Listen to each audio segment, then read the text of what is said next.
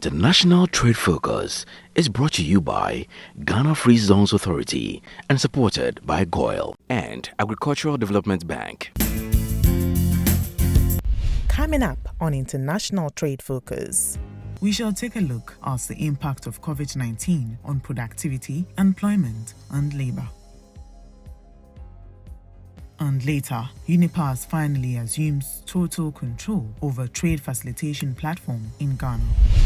As world leaders begin to ease restrictions and open up their economies, it has become clearer that weeks of lockdown and restrictions due to COVID-19 pandemic has had an adverse impact on productivity even more than was envisaged. On today's edition of International Trade Focus, we shall take a look at COVID-19 and its impact on labor, productivity and employment, and whether there is hope in the months to come. My name is Anna Spio, and this is International Trade Focus. International Trade Focus is brought to you by Ghana Free Zones Authority. They say sharing good fortunes, supported by GOIL, Good Energy, ADB, Truly, Agric and more. International Trade Focus is also supported by Peduase Valley Resort. Don't go away.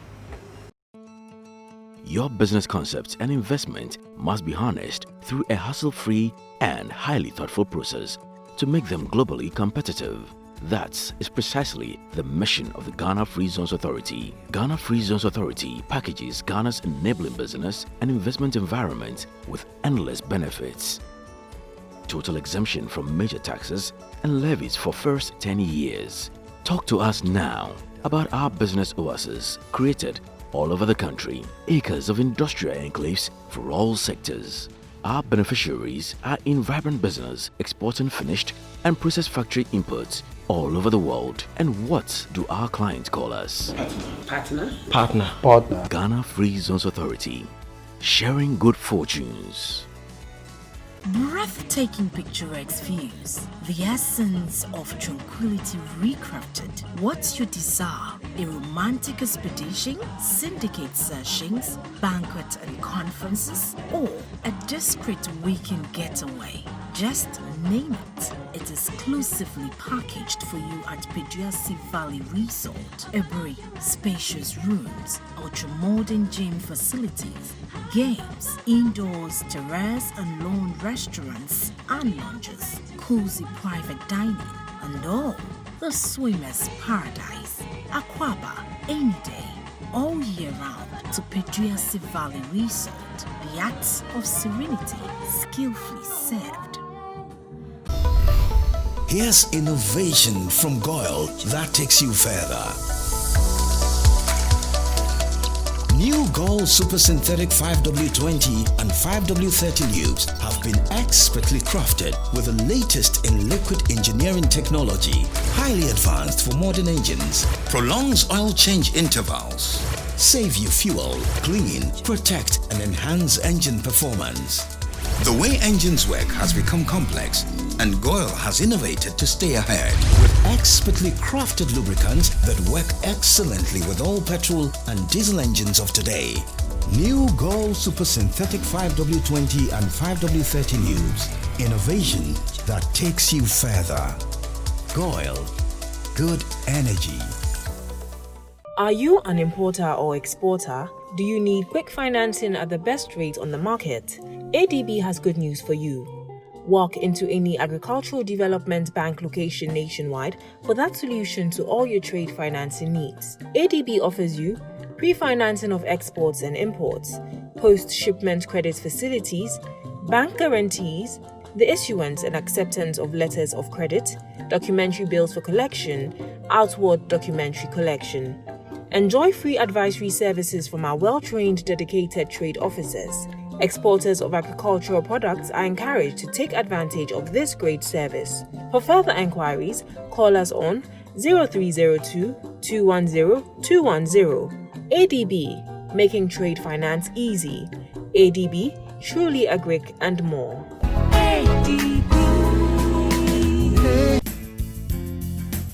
A warm welcome back. Stay tuned for our focal point segment.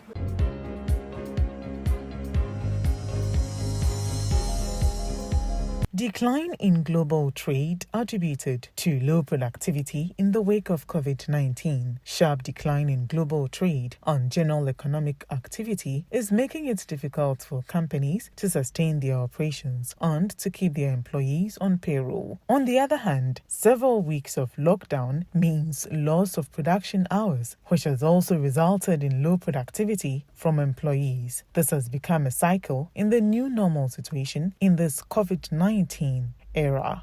Productivity has undoubtedly been affected by COVID-19. The International Labour Organization estimates that 1 out of 6 young persons is out of work due to COVID-19. This shows that the most productive population of the labour force is facing some redundancy. The ILO further adds that the prospects for the second quarter of 2020 remain dire, with the latest estimate revealing a decline in working hours of around 10.7% compared to the last quarter of 2019. In Ghana, sectors like hospitality and private schools have suffered more than others. A member of the Hospitality Association explains further.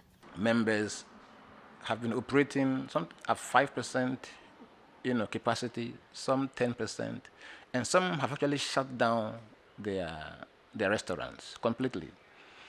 And so you can imagine the problem that will cause to many homes. Some of our members have actually laid off their staffs. So the staff are home.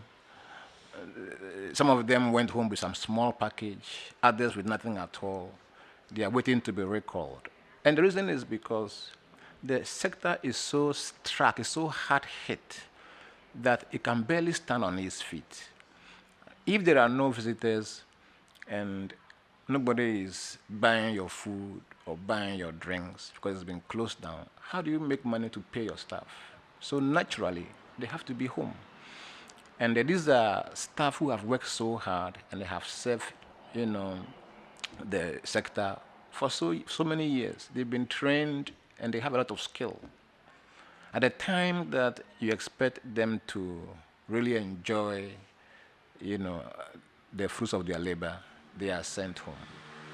It's a very sad story, not only for the sector, but for the industry as well, and that's for Ghana as well. Sectors which are not affected by layoffs are still compelled to observe social distancing at their workplace. In some cases, workers either run shifts or work from home. Pricing executive of Bethel Logistics, Mr. Riafijesi, has an interesting view on how that is going for their business. We can clearly say that significantly, I wouldn't want to commit myself to a figure, but we've been impacted significantly. Even as we speak now, we are working from home. About 50% of us are working from home as a way of keeping safe. And then we keep a skeleton staff for those who really have to be here and have to go to the field to carry out the field operations. That alone, for instance, is affecting the company negatively. The world of work has changed. We are in a new normal, and the World Health Organization has warned that COVID-19 will stay with us for some time. During this crisis, productivity continues to suffer. Cases in Ghana have now exceeded 7,000. Some experts advise workers to continue to follow health safety guidelines, adding that should cases continue to increase, then productivity could be at risk. Developments, the increasing number of positive cases, the quarantining and isolation for treatment and so on, have the potential to actually curtail productivity and growth and income earning potential of people. Now, if you look at the data for positive cases also, what you are going to find out to actually buttress this point is that the large proportion of those who are found positive are within the economically active group of about 25 to 49, 50, right? They are within that economically active age group.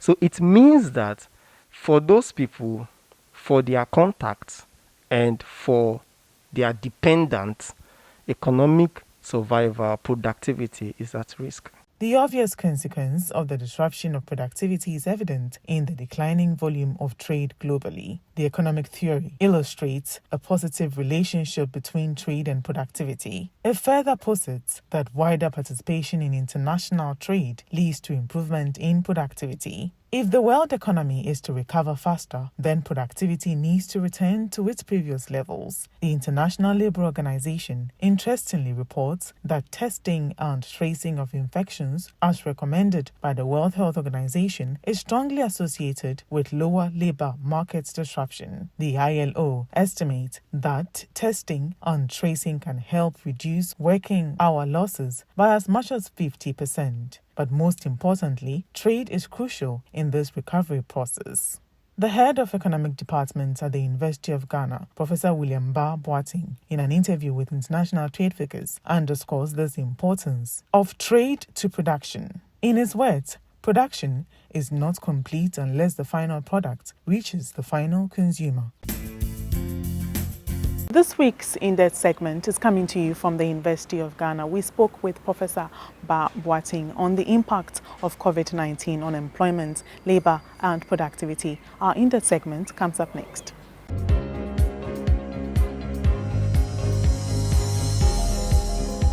The world is experiencing a massive decline in productivity and in the supply of goods and services as a result of the COVID-19 pandemic that has led to millions of job losses. Now, will the world's economy be able to recover?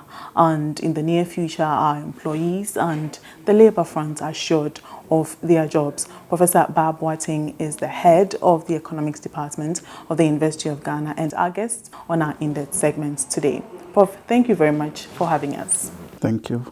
You're welcome. Can you share with us from the professional point of view the impacts that COVID-19 has had on labour, on the global and the local front? Well, the COVID-19 is considered to be a shock to the global economy and, of course, to the national economy because nobody expected the COVID to happen. In Ghana, we prepared our budget and read it in November, and we didn't know that we were going to have this pandemic, and therefore we could not have put in measures to address the impact.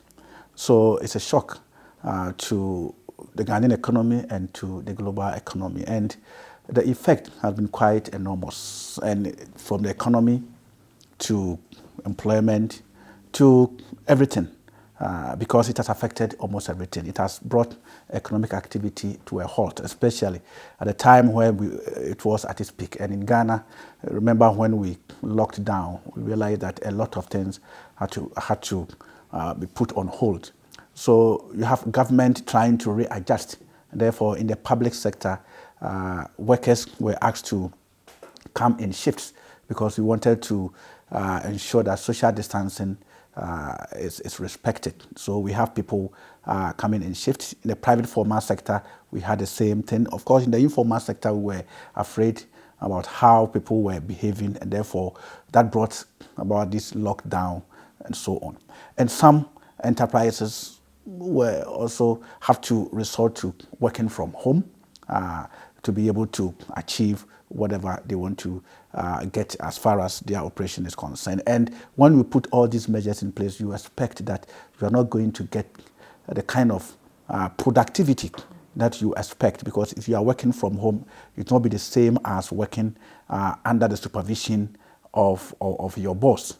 And at the same time, if people are working on shift, you expect that you are not going to get the total output as it were. So it has to reduce working hours, and also productivity was affected. And in that instant, you expect that government is going to have revenue losses. We have the airports closed down. We have our harbour also having some challenges, because even though we're still having imports, the countries that we're importing from were having their own challenges. So where were you going to import from? And also those countries that you are supposed to export to are also having. So it brought about a whole lot of things. Government has to contend with heavy losses in revenue, but at the same time, on planned expenditures government was supposed to come up with on planned expenditures. I mean, you can talk about the PPE that the government had to get. I mean, additional ventilators. I mean, hospitals might be put in. So all these things were unplanned expenditure for government while revenue was going down. Private sector also had their fair share of the impact, and some workers have to take pay cuts. Some workers have to also maybe be laid off temporary and so on. So the impact cut across. And even in the informal sector, you know, the informal sector is linked to the formal sector. So when formal sector is also having its challenge, the informal sector will not have demand for their activity. So if people are being laid off, people are having pay cut and so on, then you expect that the kind of thing that informal sector is going to patronize, that the kind of thing that formal sector is going to patronize in the informal sector will also go down. The informal sector will also have to have their fair share of the effect because they were not getting the demand that they wanted. So it affected the entire economy. Talking about the lockdown and restriction on movements, there's a school of thought that says perhaps we focused much on saving lives instead of focusing on saving lives as well as saving or sustaining livelihoods. What's your take on this? Well, I think when you are confronted with a shock like COVID-19 pandemic, the first thing is that you need to look at how you can save life. That's the first thing, because if there's no life, then there's no nation. The world is nowhere. The world will not exist. So first and foremost, you have to save life. It is like when somebody falls down or collapses, you have to resuscitate the person. Try to give the person first aid to get the person out of the coma, in the person's coma, before you can administer drugs that will. So at the time, the global economy or the world leaders have to look at how we can contain the pandemic at that point in time. Because remember, even scientists didn't even know the behavior, the nature of this virus. And therefore, you have to run to be able to get people safe. And then you can think about, so for me, in the short term, whatever happened should have happened because we needed to save life. Then that will give you the opportunity to think as government, as world leaders, to be able to know how we'll be able to get the economy to also not to suffer. So there was that kind of balance. At that point in time, there was that lockdown because nobody knew the nature of the whole pandemic. So now I think scientists would know a bit about pandemic. Remember, people were saying that it is just about droplets from somebody who has had it. But now I'm told that even the virus can stay in the air for 7 hours. I mean, there are so many theories here and there. So when you have this kind of situation, you need to close your door and then see how you can save life. And then you get that kind of chance to think and see how you can balance the health and then the economy. Because if you also close down the economy and people don't have food to eat, it's still going to have the same effect as the pandemic. So at that point in time, it was good that we needed to find solution to the health issue within that immediate short-term period. And then we think through about how to balance it with the economy. Prof, so with you being an economist, are you surprised with the number of job losses that have been recorded worldwide? If you look at the whole thing, countries found solution to the problem in different ways. U.S. resorted to trying to pay unemployment benefit and therefore asked people who lost their job. And of course, if economic activities are not taking place, then you expect that people are not working and people would not have anything to do, but they have to eat, they have to survive.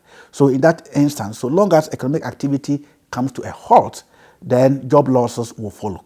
So that one, there's no two ways about it. So for US, they decided to go on the tangent of paying unemployment benefit. So you have about 30 million people now filed for unemployment benefit. So that is for US. You go to UK. UK rather said, well, let me pay a certain percentage of salaries of workers so that private sector will still retain their workers. They call it job retention scheme. So over there, you will not see the job loss because firms are still retaining their workers because they are being paid by the state. So that is also another dimension. And today I heard that the head of Exchequer is going to talk about the fact that firms are supposed to pay a bit, about 20%, so that government will pay 80%. So that is also another dimension to it. So I wasn't surprised. It depends on the way you handle the situation. In Ghana, what did we do? We locked down. We realized that the economy is mostly informal and many people will not have anything to do. And about 85% of Ghanaian workforce are working in the informal sector, and they only get something to eat when they go out there to work. So when you lock down, it means they are not going to get anything. So the government has to find a way to feed them. Private sector also came in to feed them. So that was also something to also at least contain the situation. We still have some job losses from the former private sector. Remember, for the public sector, government cannot afford to ask people to go home. So all public sector workers are still, and we are still working. Private sector, especially those in the hotel industry, restaurants, and so on, they are the hardest hit. So you have people staying at home. I mean, even education, talking about private schools, they are also bearing the brunt of the COVID. So that is where it is. In some instances, firms decided to pay a percentage of salaries. Some could not help but to ask workers to stay at home. So if you look at the figure from where I sit, for the private formal sector, if you have 1.5 million people in the formal sector, and government takes about 600,000, so we are talking about 900,000 people in the private formal sector. So in that instance, how many of them, so those who will lose their job in the private formal sector will come from this 900,000, which is not as big as what you find in a more developed world where the labor market is more formal.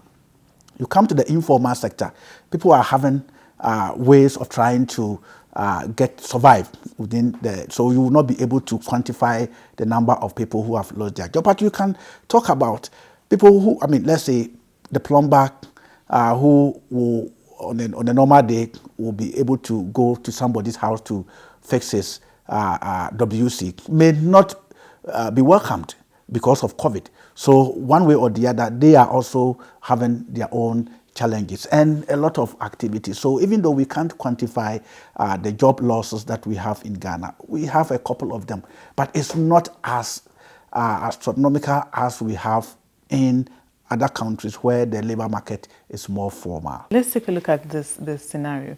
The US is paying benefits to those who've lost their jobs.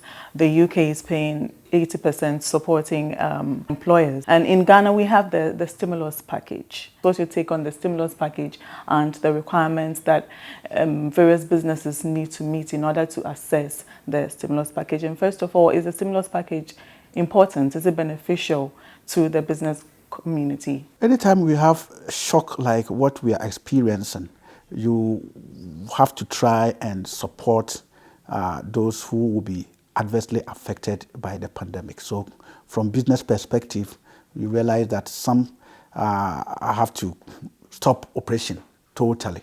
And in that instance, what are you going to do to support them? So government says this is stimulus package, about 600 million cedis support. My thinking is that it shouldn't be all size fits all. And government, the implementation of this stimulus package must be looked at very, very critically. Because remember, businesses produce for consumers to consume. And in economics, we say production is not complete unless the final product reaches the final consumer. Then you can say that production is complete.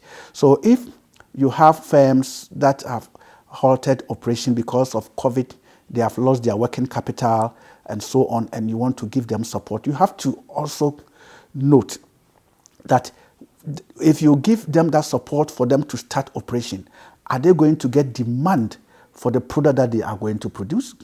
So from where I sit, I would think that the support should go to firms, enterprises that have shown innovation.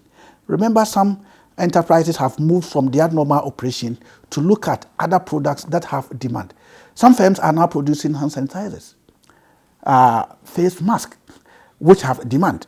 So in that instance, if these enterprises have lost their working capital, you know that when you stimulate them, whatever they are going to use that money for will have demand, so they can get return from it. But if you have a restaurant at the airport and that restaurant doesn't have working capital and you want to give that restaurant stimulus package and they start producing, who is going to buy that kind of product? So the implementation and the distribution of stimulus package should be thought through.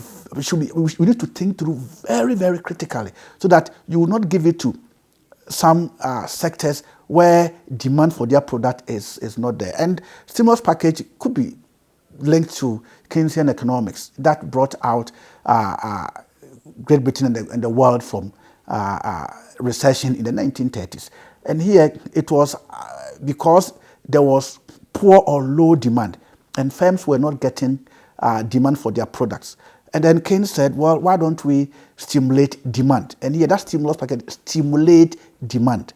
And when they stimulate demand through expansion and fiscal policy, people then had money to buy the goods that were not being bought. So then suppliers realized that now they have demand for their product. Then they started also producing, and therefore growth came up, and then they were able to move out of recession. In Ghana, is it because demand is low? Even if demand is low, is it because people don't have money to buy? It is because people are afraid of the COVID. So if a restaurant is not having demand for its product, it is because people are afraid to go and sit there and eat. And of course, we also have restrictions where 25 people cannot meet, and so on and so forth. So demand is not there. So if you even stimulate production from that end, you're not going to get demand, and therefore you are not going to get the benefit that you are looking for. So the implementation of a stimulus package must be looked at very well. It shouldn't be all size fits all. It shouldn't be. So it should go to businesses that are considered important or essential during this. I wouldn't say essential. It must go to enterprises that have demand for their products, so that when and who have some kind of challenges. So if indeed there is demand for hand sanitizer, there is demand for face mask, there is demand for drugs, there is demand for whatever you can think of, then these enterprises, if they are having problem with working capital, then a stimulus package will help them to produce to meet the demand. But if there is no demand for the product, then that firm will end up using the stimulus package to pay salaries. And if you pay salaries, how long can you sustain that? And we need to think about that very, very critically. How then should we provide safety or cushion to people who are losing their jobs, people who are not considered essential, or people who don't have products that are in high demand during this period? Well, it's a very difficult situation, and I don't want to be in the shoes of policy makers, because government itself is also suffering. Government doesn't have revenue, so you would say that the only way government can get out of it is to print money. And if you are going to print, just printing money, if you don't take care to, you are going to cause inflation. Or government should borrow. And if you borrow, to what extent can you continue to borrow? So that is where we need to look at. And if you are also looking at the private formal sector, where people have lost their job, and we consider they've lost their job, we have to also look at the self-employed, the informal sector, where people are also not getting, are not working, because they are not captured, as it were, in the formal settings. It becomes very difficult to also identify them. And we also have to also take into account those who have contributed something to the kitty. And here I'm talking about the tax. So firms that have demonstrated payment of taxes and so on, if indeed they are suffering and you want to support them, then the support will be in the form of some kind of facility, so that when they come out, they have to pay. But it shouldn't be just giving out something to firm because they are. And remember, if you also want people to be innovative, you can encourage. And you can encourage by making them innovative and shift into areas where there is demand. If it comes to even international trade, we may not necessarily have to worry about international trade so much. We can still, so long as we can have demand for our products outside. If you are exporting, it's a matter of having agent out there. So if China is ready to accept our products, if Netherlands is ready to accept our cocoa, I think you don't need to export the cocoa with a human being. I mean, it can go. So the problem now is our firms, or let's say countries that demand our products, they are having challenges, and therefore they don't have that kind of chance to say that let's think about import. So when things subside, I think export will pick up. The same applies to imports. Is it possible to get imports come up like the way it was before the COVID-19? We import a lot from China, we import from US, we import from Europe. So if Europe is not safe, then it becomes very difficult to also get good. So I think within the pandemic, it becomes very difficult to talk about import and export. You only have import and export of essential kind of products that are very important within this period of COVID-19. And when we are able to contain it, business will pick up. So let's take a look at the new normal, virtual meetings, working from home, and I mean things in relation to that. Do you think this coming to take over the physical workforce? It depends. People are talking about working from home, and let me say that working from home didn't start from COVID-19. They have been working from home all this while. Because in Ghana, we haven't experienced winter and very stormy winter. We don't do that. I mean, if you go to the US and North America and so on, where sometimes winter will not even allow you to even go to school or go to work, then you are compelled to work from home.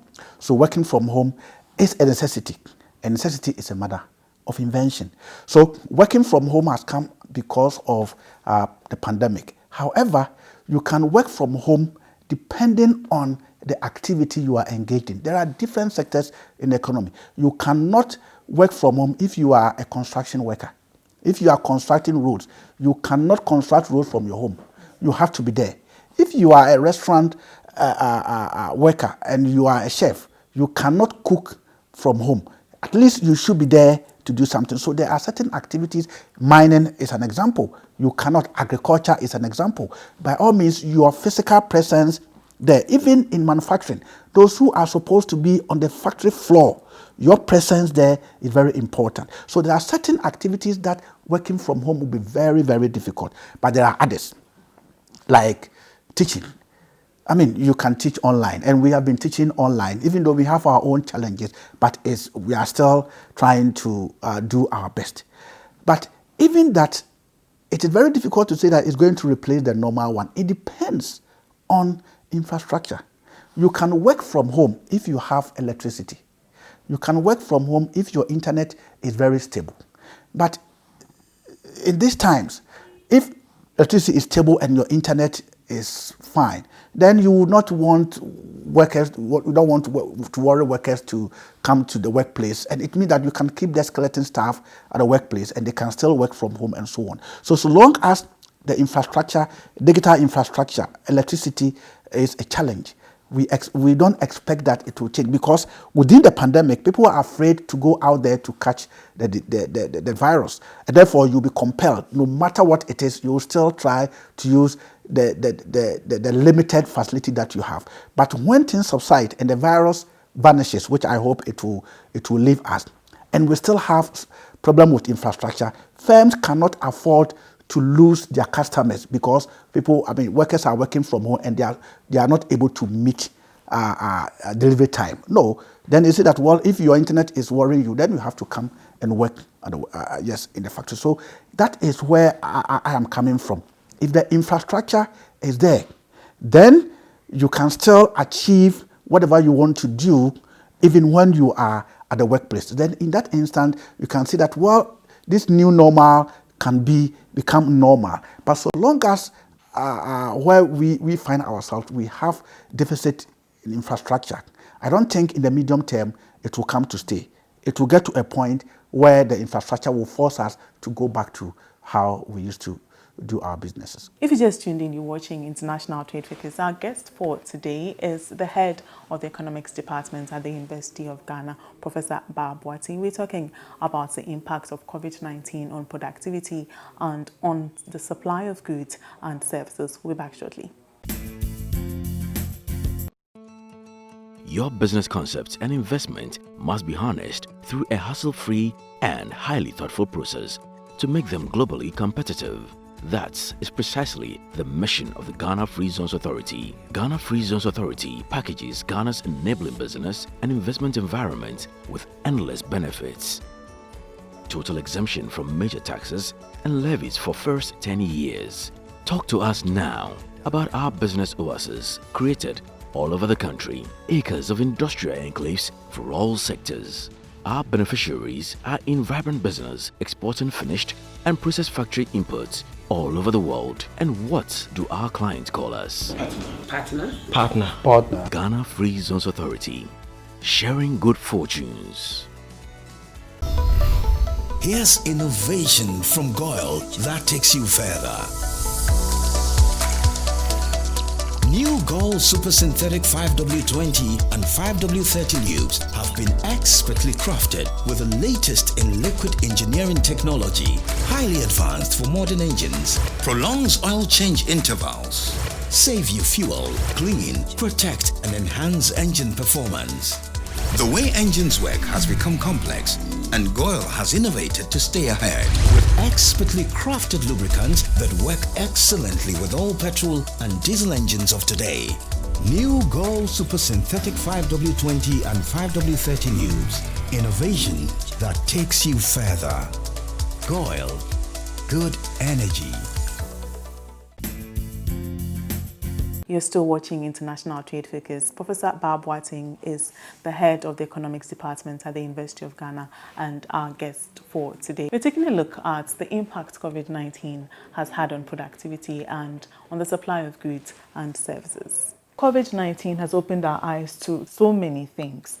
As far as economy is concerned, what lessons do you think we should learn from this? And going forward, what measures or steps or policies can we put in place to ensure that should anything of this nature happen again, we'll be protected, our economy will be protected? Well, I'm told that the last time we had this kind of pandemic globally was in 1918. And I watched CNN and I saw people wearing face masks. So face mask is not something new. So people are saying that every century or every 100 years we have this kind of challenge. But at every point in time, government and private sector individuals must be prepared for any kind of eventuality, any kind of pandemic that of whatever nature that it will take. And that is why we need to improve on our savings culture. As individuals, we need to improve on our savings culture. However small your earnings are, you should be able to save a bit of it against the future. In economics, we hold money for transaction, precautionary and speculative purpose. But it looks like we always look at the transaction. We're now looking at the precautionary and also the speculative, which is saving against the future. If you earn 1,000 cedis, you try as much as possible to consume within your means. And if you say, I'm going to save 10%, 20%, 200 cedis, or even 100 cedis out of 1,000, at the end of the year, you have 1,200. So when something happens, then you will be able to fall on it. The same applies to firms. Firms must also know that we are not living for today. We are also living for tomorrow. And therefore, savings culture must also be promoted by businesses. Government should also consider that as well. We have been carrying fiscal deficit for a long time. I think it's high time we cut our coat according to our size and also think about how best we can also save. I don't think UK will be able to pay a certain percentage of salary of workers if they don't have any reserve. So it means that they've been able to accumulate that for a long time. I think it's high time we begin to look at savings and then see how best we can. I mean, we are told we have the Heritage Fund and so on and so forth. There are so many issues regarding the Heritage Fund. I have said that how much the Heritage Fund giving us, if you are going to get 1% every year, but we have to go and borrow 10%, then we have to rethink about how we save. We need to build our savings culture as individuals, as private sector, as government against any eventuality. And also we need to take our insurance very serious. And insurers should know that if they sell a very good product, people will buy. Insurers shouldn't only concentrate on now selling insurance product of death. Oh, we have this product, funeral, and this is that. I think this also gives an opportunity to come up with a product against some of these pandemics. In the meantime, how do we protect or sustain our workforce? Here is a case where, say, a factory registers one case of COVID-19 and then 500 or 300 of the workforce have to be at home. People who have dependents, I mean, they are losing salaries and all of that. So from where you sit, what kind of measures can the government put in place in order to save our workforce during this period? I always say that, why do we always say what can government do? But we don't say that what can we as individuals also do? So it becomes like everybody thinks that his father has money. So even if the father is struggling, oh, my father has money. So everybody thinks that government has money, government has it all, and therefore government has to do everything. Government can put policies in place. I think that this pandemic also opens up another avenue for private sector. In Ghana and in many developing countries, when we talk about social protection, we normally talk about pension. So we pay our pension 5% and 13.5% and so on. But we haven't thought of unemployment insurance. We know that everybody paid for insurance as far as his vehicle is concerned because we know accidents will occur and so on.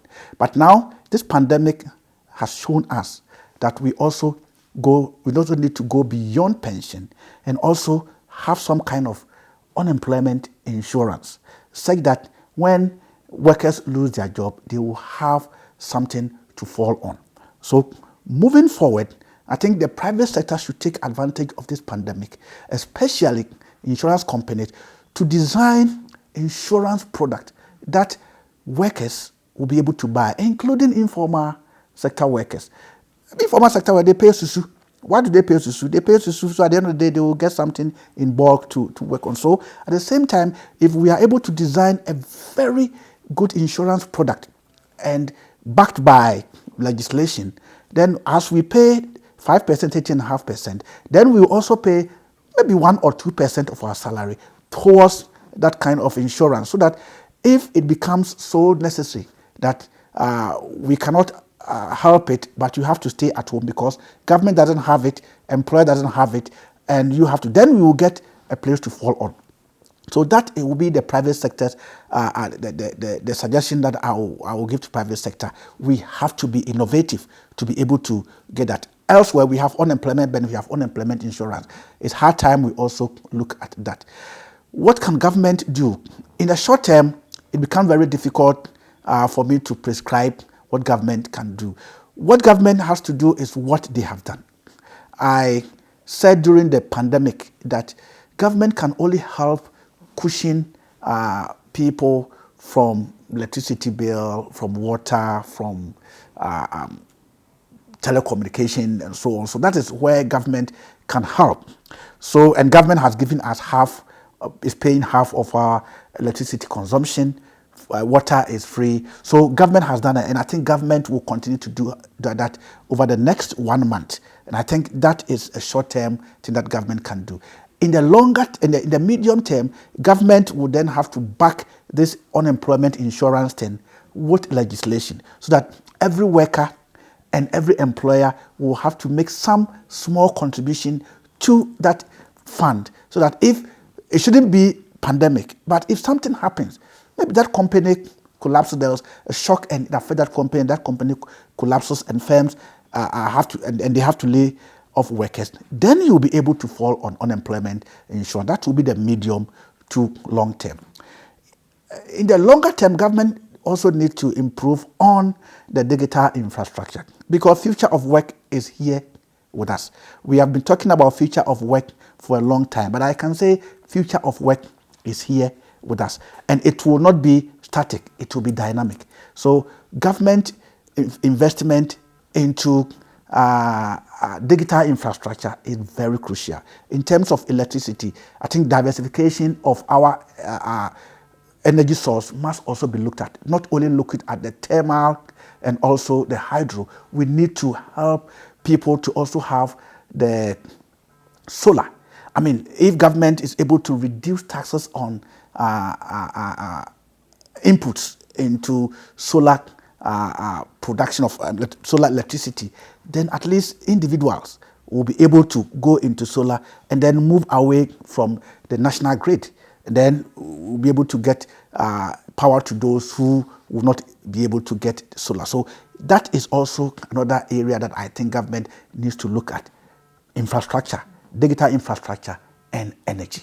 Let's look at our continent and the impact of COVID-19 on our continent as far as the economy is concerned. What's your take on this? The impact of COVID-19 on the continent will not be even across countries, because countries are not the same. Some countries are landlocked. Some countries have oil. Some countries have other resources. Remember when the COVID was at its peak, the pandemic was at its peak, oil prices went so low. So Nigeria, for instance, will bear a bigger brunt when it comes to oil. Ghana, we had our fair share as it were. Now, I know oil prices are picking up, so we see that, I think. So the Nigeria has that. If you go to Botswana, they have diamond. If you go to South Africa, mostly manufacturing. So it depends on each country. I mean, you go to Burkina Faso, mostly agriculture. And for the pandemic, I think agriculture will be the sector that will not be hardly hit, because the pandemic will not affect our products. Our farming activity. So we will still be able to do our farming. So thanks be to God, agriculture will be spared. There will be some kind of effect, but it will not be as big. If we get the rain on time and so on, then it means that we will be safe for agriculture. But countries, the resource-based countries will have to look at the resource that they are exporting and where they are exporting to. So Ghana's cocoa, where do we export our cocoa to? This time, I think we will not be able to do much because we don't have control over it. But as time goes on, if these countries now begin to ease restriction and economic activities begin to pick up, then we will also, it will then trickle down to exporters to be able to do that. So countries will, the effect on countries will depend on, countries that depend mostly on agriculture will not have the effect to be as big as countries that depend on oil and also other resources that are mostly exported, and those countries, the destination countries, are also having challenges. How would you assess the performance of world leaders during this COVID-19 period, as far as trying to save their economies and all of that is concerned? How will you assess their performance? Well, you have to look at them differently. Do you think even the giants have been exposed? Yes, giants have been exposed, but you cannot talk about China. Somebody will say, well, China is where the thing started, so they were able to. So China is back. And I'm sure US will be back, UK will be back. I think China did not panic. I mean, from where I sit, there could be something that some of us don't know. But when it happened, China did not panic so much. But I think other countries panicked, especially when it hit Italy and people were dying in droves. Then other countries began to panic. Many, of course, South Korea also have done well. They've been able to contain the situation. Germany, looking at how strong their health system is, have also done very, very well. So they are still strong. But some other countries are still, I know US is still struggling because they are still having infections every day. So not until they are able to bring it down, and of course, yes, and we are talking about over 30 million people filing for unemployment benefit. So I think US would have done, could have handled it a bit better. But I think you can also spare them because perhaps they didn't also understand the nature of this virus. Remember, WHO said people will die on the street in Africa. But what are we saying? I mean, we've done very well. Ghana has done extremely well in containing the situation. And I think we shouldn't, we should pat ourselves the back and say that we've all done well, except that we can do better by listening to our president and listening to our leaders to be able to wear the face masks. Even in the office, I try to wear my face mask, try to respect social distancing, and we'll be able to contain it. The leaders can do their best, but if individuals also don't listen, then we will not be able to contain it. I think we've done our best, and if we continue to do that, I think it will be okay. So rating world leaders, during the heat of the pandemic, they panicked, and you can't blame them why they panicked. But they were also trying to balance health and then economy. And now they are easing restrictions gradually. And I think by the end of the year, we'll be able to assess countries better. So looking at the toll that it has taken on international trade, do you think it will take us very, very long for us to recover, as some experts or economists are saying? And I will still say it will depend on countries, from country to country. So if you are selling a very important, or if you are exporting a very important product, you still, as soon as restrictions are eased, then you can get your exports through, because oil is very important. So as soon as restrictions are eased and economic activities begin to pick up, and people we begin to use oil as it were before the pandemic, then we'll have demand for oil, and then we'll be able to pick up gradually. Yes, it will take time, and even all of us will have to brace up for the effect, because most of our research grants that we get come from international donors. So if now all the attention is going to COVID, and so surpluses for them to also support research will also be affected. So I know that the effect will be from country to country and from sector to sector. But I think I haven't done any rigorous research to be able to predict. But from observation, I think by the end of 2021, I think we should be able to say that we've been able to get out of it at least about 70%. Okay. Professor Barbara, we are about leaving, but before we go, do you have any final words for us? My final word is that the COVID-19 is real. It is not a fluke.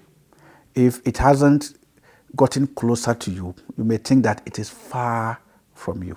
So my plea is that we all have to respect the protocols that the health authorities are giving us.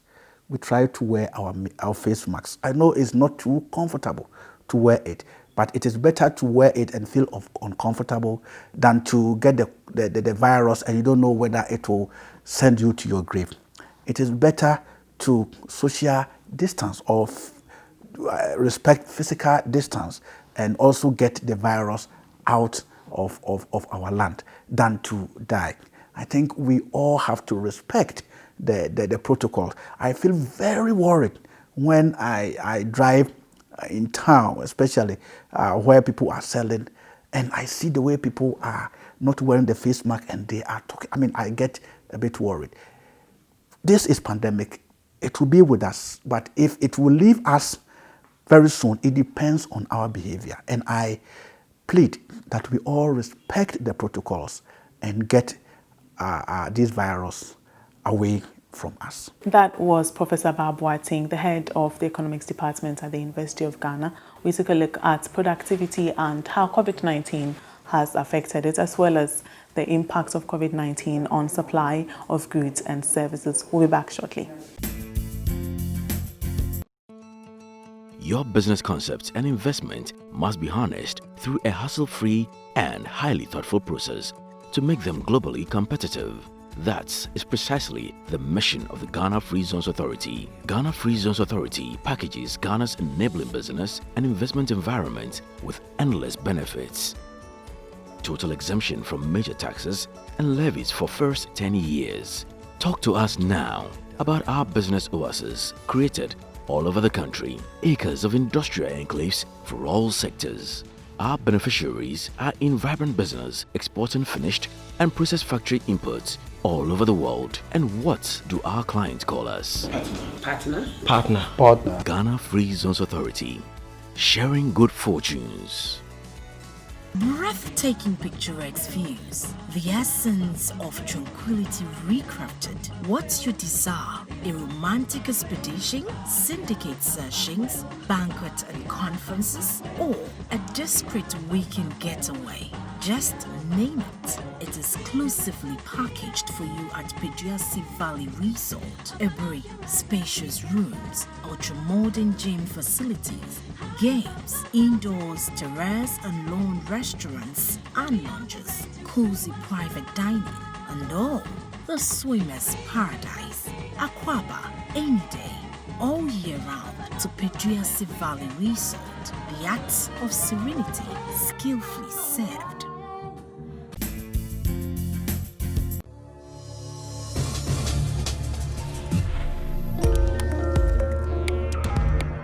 Ghana has begun easing restrictions on large gatherings as the country takes further steps to boost economic activities, a move that seems to be good news for many. President Nana Dankwa Akufo-Addo, in a televised address, noted the country needed to embark on a strategic ease of restrictions to get the economy back on its feet. Ours is going to be a phased approach involving a selected list of public gatherings based on their risk profile, socio-economic impact, and most importantly, our capacity to enforce and to respond in the event of a flare-up in our number of infections. Restaurants providing seated services can operate under appropriate social distancing arrangements and hygiene protocols. Individual, non-contact sports can go ahead. Conferences, workshops, weddings, and political activities, except rallies, can now take place, but with limited numbers, not exceeding 100 persons present, with the appropriate social distancing and hygiene protocols.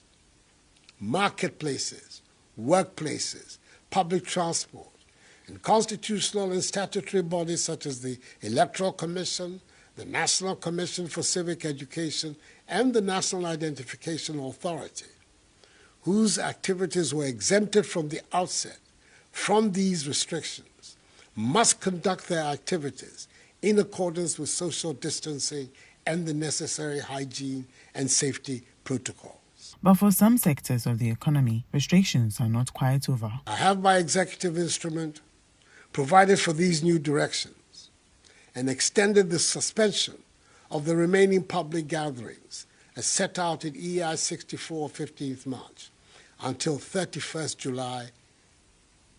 In here, I refer to the suspension of sporting events, nightclubs, cinemas, drinking spots, bars, beaches, festivals, funerals, political rallies, and large religious gatherings such as crusades, pilgrimages, and conventions.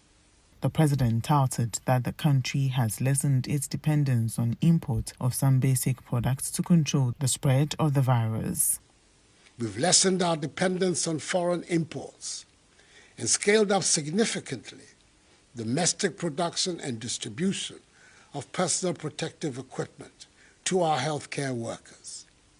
Evidence in the provision of 4,440,690 gloves, 3,524,205 nose masks, 62,194 goggles, 109,829 liters of sanitizers, 85,995 head covers, 82,655 gowns, 53,517 medical scrubs, and 43,693 N95 face masks.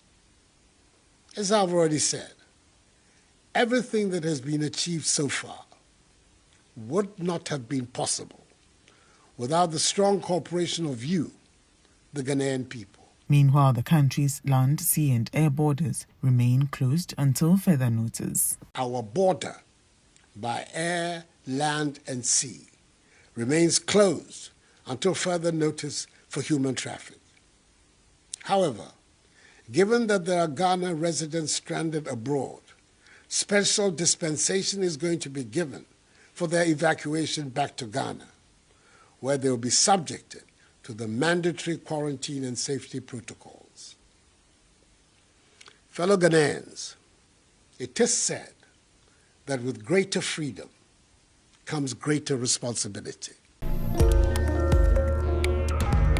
The rollout of Integrated Customs Management System, ICUMS, has officially commenced today, June 1, 2020. At the various customs revenue collection points in Ghana, the single window trade facilitation platform has replaced the combined roles that were being handled by GCNet and West Blue Consult. It will be recalled that the initial attempt by Unipass to deploy the Integrated Customs Management System, ICUMS, was unsuccessful as a result of the system's inability to provide the needed support for the shipping community to transact business. The failure of the system compelled freight forwarders and other stakeholders to call for reinstatement of GCNet's platform in the interim. However, it appears that the initial challenges faced by ICUMS have been resolved and the deployment will now meet the expectations of the shipping community. In a related development, some importers and freight forwarders encountered some initial problems today when they attempted to use the ICUMS platform to transact business. International trade figures gathered from credible sources that those who did transactions on the ICUMS platform, as advised by the Ghana Revenue Authority before the new commencement date for the ICUMS, however, did not encounter such problems. The source further explained that the ICUMS was piloted alongside GCNet for a month, so importers and freight forwarders could familiarize themselves with ICUMS before the new commencement date. The president of the Association of Ghana Apparel Manufacturers, Gregory Kanko, says the ban on social gathering due to COVID-19 had a negative impact on the selling of garments. In an interview with International Trade Figures, Mr. Kanko explained that members were losing about 3/4 of their income and had to diversify into production of personal protective equipment. PPEs. According to him, the garment industry supports a lot of people along the fashion value chain. Yeah, so definitely COVID has dealt a big blow on us. The market side is totally down. People are not wearing clothing because some are not going to work. It's a total ban on social gatherings and a lot more. So the daily requirement of clothing is completely gone down. So it's a big move. But I'll just make sense out of the typical situation of a shop who was locked down for a period of time. Obviously, it's 0 income. The knowledge of the pandemic itself affected commerce for the lockdown. After opening the lockdown with the restrictions, with no social gatherings and activities that typically drive sales of apparel, textile, and accessories, obviously affects the market. So that off my head, I'll estimate the industry must have lost over 80% of it. Mr. Kanko added that the industry has a lot of untapped export potential but only needs the necessary government investment to expand post-COVID-19. Some of our members, including myself, export. So, for instance, we have a company here in Ghana that manufactures and is able to export 1 to 2 container loads of apparel to the USA every day. This has been going on for years. And we have those who get limited orders. We have those who have accessory orders. And that's what has kept most of us surviving.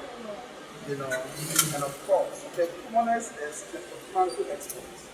But that is not a smart thing to do as a country.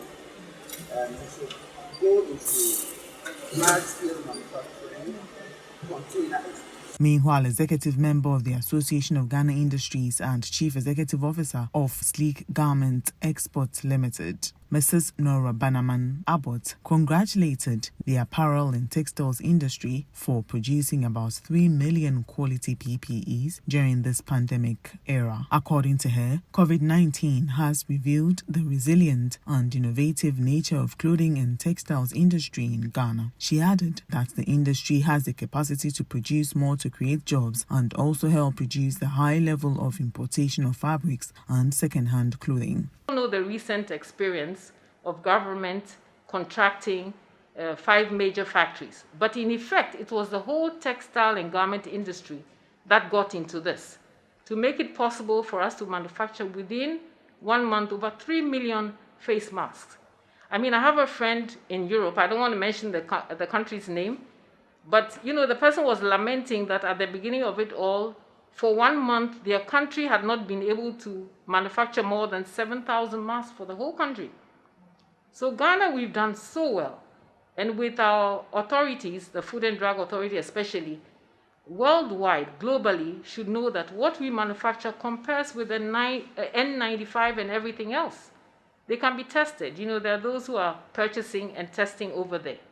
The rest of it is up to you, our media friends, to keep promoting what we're doing locally for the world to appreciate, and so that we are not only selling locally to African countries as well, but on the global arena. AGAM, the Association of Ghana Apparel Manufacturers, are investors who have invested in good equipment, structures, invested in giving skills to Ghanaians, young Ghanaians, to give them the jobs, and we are able to manufacture every kind of design you can think of. We manufacture high quality products. And guess what? The clothing and textile industry is the industry that set off countries like the US and then China into where they are now, into the global economic giants they are. They all started from that industry. Why? Because everybody's going to need clothing. Everything that can be stitched, people would need that. And by doing it internally, they were able to create jobs. And from that on, it propelled them to invest into all the other areas. We can do the same, and I believe that it has started pretty well, but we need to sustain it. The National Petroleum Authority (NPA) on June 1, 2020 announced a 50% increment in the bust margin of the price build-up on petroleum. The NPA, in a memo to the oil marketing companies, announced a review of the bust margin from 3 pesos to 6 pesos for a litre of petroleum product. Premixed fuel and liquefied petroleum gas (LPG) remain unaffected by the levy. According to the NPA, this was in line with the directive taken by Cabinet and communicated through the Ministry of Energy. There were predictions that prices could go up by a significant margin. This would, however, be dependent on the margin adjustment of the market's leader, GOIL. Meanwhile, the Executive Secretary of the Chamber of Petroleum Consumers, COPEC, Duncan Amoah, says fuel prices at the pumps will go up by between 5 and 8% since the oil market prices for crude has gone up by 40%. He added that with finished products such as gasoline, gas oil also seeing a sharp decline on the international market, is quite certain that we'll be doing between 5 and 8% increase in fuel prices. Measures against COVID-19, popularly known as the coronavirus disease. Wash your hands frequently with soap and water or alcohol-based rub. Maintain social distancing. Avoid